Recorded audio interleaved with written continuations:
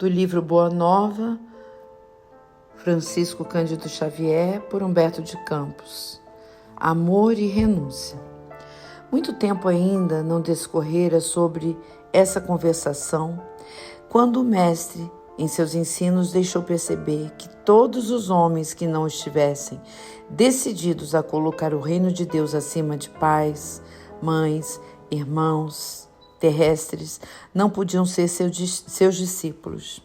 No dia desses novos ensinamentos, terminados os labores evangélicos, o mesmo apóstolo interpelou o Senhor na penumbra de suas expressões indecisas. Mestre, como conciliar essas palavras tão duras com as vossas anteriores observações relativas aos laços sagrados entre os que se estimam?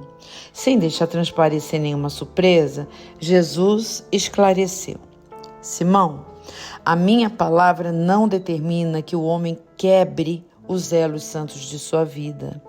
Antes exalta os que tiverem a verdadeira fé para colocar o poder de Deus acima de todas as coisas, acima de todos os seres da criação infinita. Não constitui o amor dos pais uma lembrança da bondade permanente de Deus? Não representa o afeto dos filhinhos um suave perfume do coração?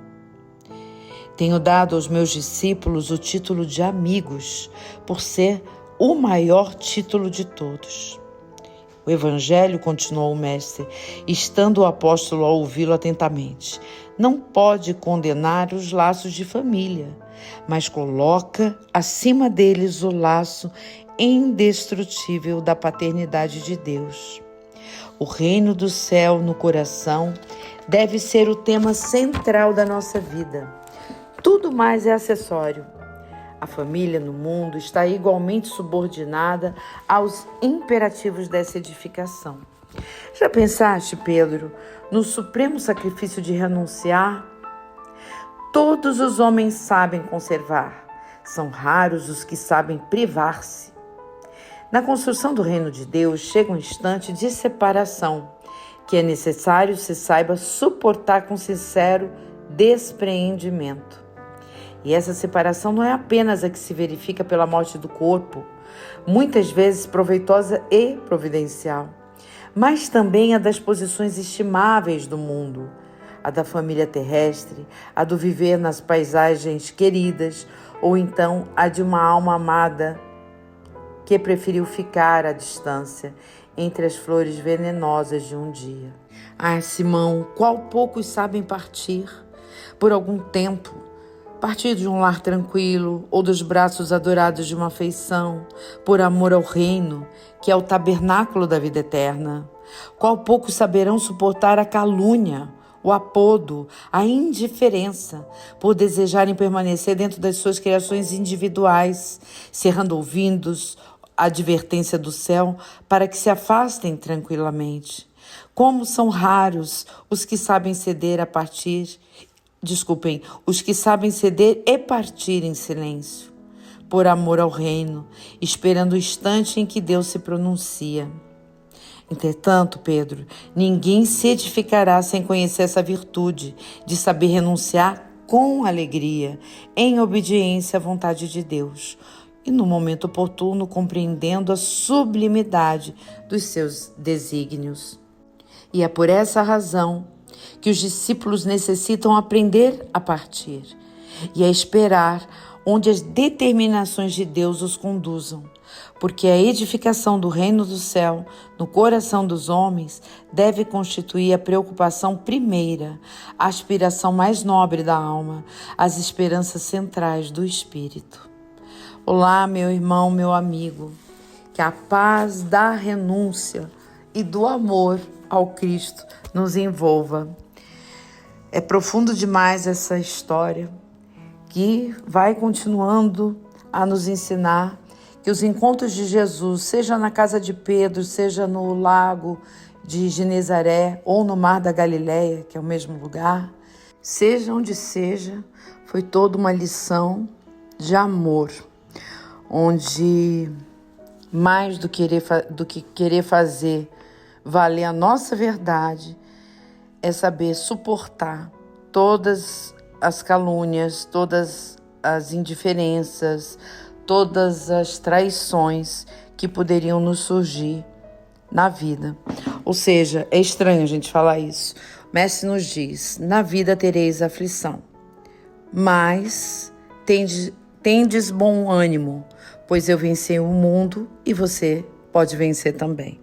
Ou seja, ele fala da alegria aqui como uma referência, como se fôssemos girassóis que ficam sempre buscando a luz, buscando o sol.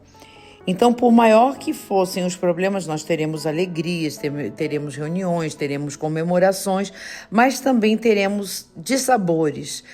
Passaremos por excessos, ou da nossa parte ou do outro, daquele que não estiver vigiando. Pode-se orar bastante, mas se não vigiar, de nada adianta. E Jesus nos explica que poucos são os que conseguem suportar a calúnia, a indiferença e permanecer dentro das suas criações individuais, dentro da sua verdade. É de fato isso. Normalmente a gente passa por uma dor, a gente quer ser validado, a gente procura um amigo, a gente procura o terapeuta, a gente procura alguém para dizer: não, você estava certo, mas perdoa. Ou então, olha, se eu fosse você, eu revidava. Né? Então, estamos sempre procurando, de alguma forma, legitimar a nossa verdade, a nossa bondade, o nosso esforço. E aqui Jesus diz que se desejarmos ter os aplausos na terra, não adiantará de nada, pois já ganhamos o nosso galardão. Ou seja, que nós precisamos treinar na hora que vêm as provas, nas horas que nos surgem as contendas.